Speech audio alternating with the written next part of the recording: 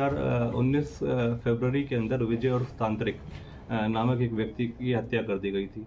और उस हत्या में जो मुख्यतः जो गैंग था वो कौशल गैंग था, अमित डागर का गैंग था, जिन्होंने एक कॉन्स्पिरेसी के तहत उस घटनाक्रम को अंजाम दिलवाया था।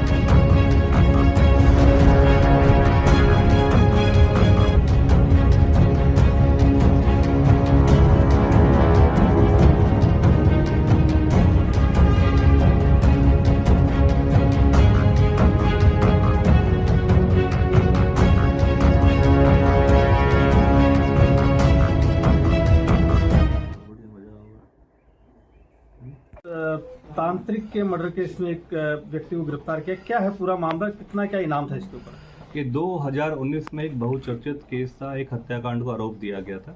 2019 फरवरी के अंदर विजय और तांत्रिक नामक एक व्यक्ति की हत्या कर दी गई थी। और उस हत्या में जो मुख्यतः जो गैंग था वो कौशल गैंग था, अमित डागर का गैंग था, जिन्होंने एक कॉन्स्पिरेसी के तहत उस घटनाक्रम को अंजाम दिलवाया था। 23 फरवरी 2019 की घटनाक्रम थी और जब विजय तांत्रिक को गुड़गांव में बादशाहपुर के इलाके के अंदर उसका मर्डर कर दिया गया था।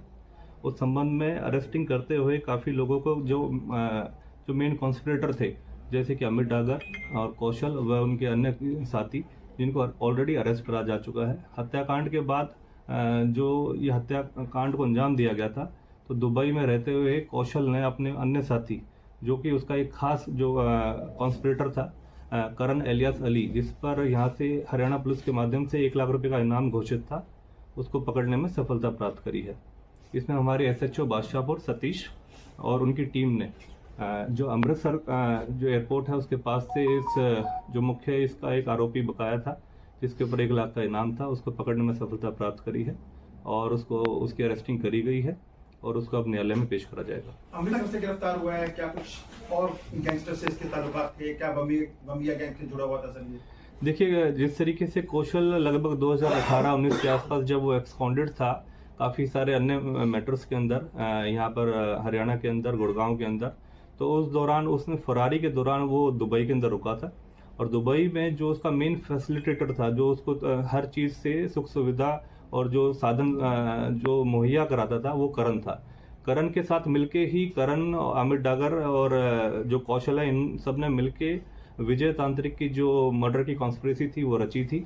और उसी आधार पर कौशल ने वहाँ पर अपने जितने और दूसरे और गैंग्स के और जो उसके गुर्गे थे उनसे ये संपर्क करवाता था, इसको वहाँ पर जगह मुहैया कराता था और अपनी गैंग की संबंधित सभी गतिविधियाँ सुचारू रूप से चलाने के लिए जितनी भी मदद दे सकता था, ये वहाँ पर उसको फैसिलिटेट करता था कौशल गैंगस्टर को। बमिया गैंग से जुड़ा हुआ है सर ये?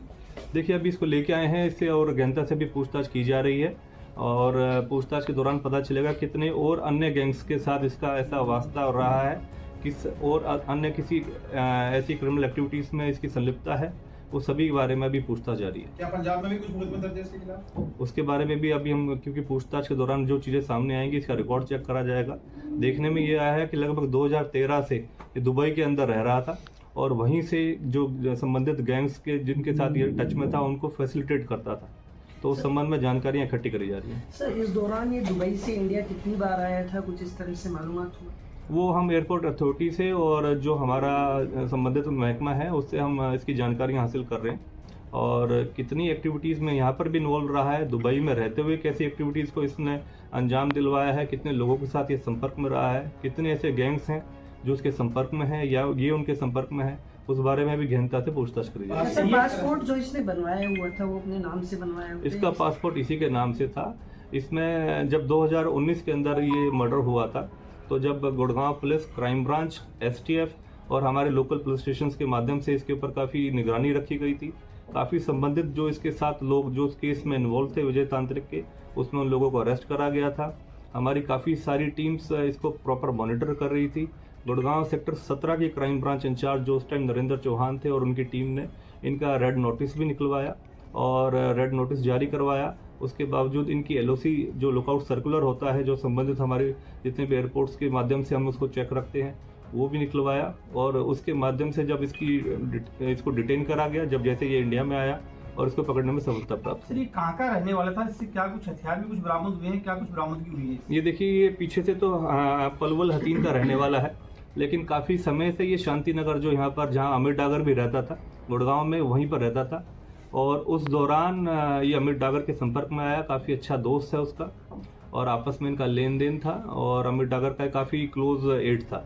तो अमित डागर ने ही कौशल को वहाँ पर इसके थ्रू जितनी भी फैसिलिटेट करवाने की जो सुविधा थी वो प्रोवाइड करवाई थी दुबई में। नीरज फरीदपुरिया भी क्योंकि पलवल का ही रहने वाला है, क्या दुबई के अंदर उसको भी देखिए नीरज पंडित उर्फ नीरज फरीदपुर एक गांव पड़ता है फरीदाबाद के अंदर, ये वहाँ का रहने वाला है और वो इस गैंग का एक क्लोज एड है जो अभी एक्सकॉन्डेड है। काफ़ी मैटर्स में उसके परिणाम भी है और हमारी संबंधित जितनी भी एजेंसीज एसटीएफ हमारी लोकल पुलिस के माध्यम से उसका सर्च अभी जारी है।